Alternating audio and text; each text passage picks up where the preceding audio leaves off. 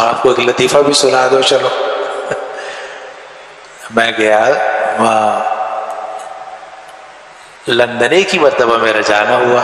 اس وقت تک یہ واقعہ نہیں ہوا تھا کہ 11 کا. تو خیر وہاں پہنچا تو ایک بزرگ ہے وہاں، بڑے مفتی ہیں، بڑے عالم.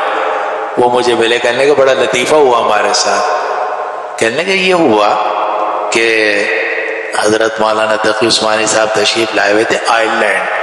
تو وہاں بڑے بڑے علماء کا اجتماع تھا، اور کچھ یورپ میں جو مسلمانوں کے مسائل ہیں اس سے متعلق علماء جمع تھے. تو کہنے لگے کہ ایک ہوٹل تھا، اس میں سب ٹھہرے ہوئے تھے، مسجد بہت دور تھی. تو ظہر کی نماز کا وقت آ گیا تو سب جمع تھے وہاں نیچے. انتظام کر لیا تھا نماز کا، تو ہال کے اندر نماز کا وقت آ گیا تو سب نے حضرت تقی صاحب کو آگے کر دیا گیا. شیخ صلی بنا الظہر. کہتے ہیں سبھی مسافر تھے کیونکہ وہاں کا تو اکا دکا ہی کوئی آدمی تھا، سب باہر سے آئے ہوئے تھے. تو یہ کہ حضرت نے اللہ اکبر کہہ کر 2 رکعت ظہر کی نماز پڑھا دی. پھر اس کے بعد جب حضرت نے ظہر کی نماز پڑھا کے سلام پھیرا تو وہ پیچھے سارے عرب تھے، جی ائمہ ثلاثہ کے ماننے والے.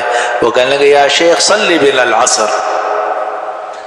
حضرت کھڑے ہوئے، اللہ اکبر کہہ کے حضرت نے پھر اپنا نیت باندھ لی.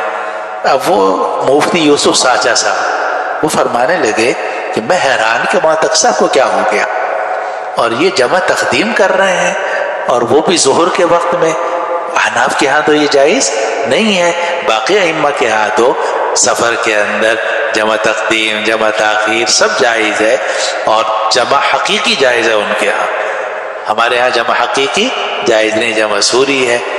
تو میں سوچنے لگا کہ مولانا تقی صاحب کو کیا ہو گیا، کیا انہوں نے جمع حقیقی کا فتویٰ دے دیا ہے یا ان کا اپنا رجحان یہ کہ جمع حقیقی جائز ہے. تو ان کے مجھے بڑے لیکن ایک بات میرے ذہن میں آئی کہ یہ آدمی بہت بڑا ہے، اس کی بات سمجھنا ہمارے لیے ذرا آسان نہیں ہے، اور جو کرتا صحیح ہے. تو کہتے ہیں کہ خیر نماز ہو گئی. حضرت نے 2 رکعت پڑھ کے اپنے کمرے کی طرف چلے گئے. میں پیچھے گیا حضرت کے پاس. میں نے کہا حضرت آپ نے عصر کی نماز پڑھائی؟ فرمایا نہیں میں نے تو نہیں پڑھائی. کہا پھر آپ نے؟ کہا میں نے تو ظہر کی 2 سنتیں پڑھی ہیں. میں نے تو اپنی ظہر کی 2 سنتیں پڑھی، عصر تو میں اپنے وقت میں پڑھوں گا. البتہ اتنی بات ہے کہ یہ جو پیچھے لوگ ہیں ان کے ہاں اقتداء مفترض کی متنفل کے پیچھے جائز ہے. تو میں اگر نفل بھی پڑھوں گا اور یہ پیچھے فرض کی اقتداء کر لیں گے تو ان کی نماز جائز ہو جائے گی.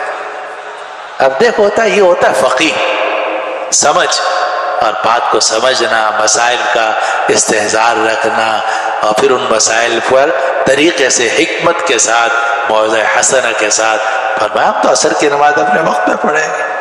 تو یوسف ساچا صاحب فرماتے ہیں کہ مجھے پہلے بھی اندازہ تھا کہ یہ آدمی بہت بڑا ہے اور اس کی بات سمجھنا آسان نہیں ہے، لیکن پھر تو یقین ہو گیا کہ واقعی بہت بڑا آدمی ہے. تو اب یہ جو ائمہ ثلاثہ ہیں ان کے ہاں بچے کے پیچھے بھی نماز جائز ہے. اقتداء مفترض بمفترض آخر، اقتداء متنفل بمفترض، سب ان کے ہاں جائز. اس لیے کہ وہ کہتے ہیں کہ آپ کی اپنی نماز ہے، اس کی اپنی نماز ہے، اور کوئی دوسرے کی نماز کا متضمن نہیں ہے.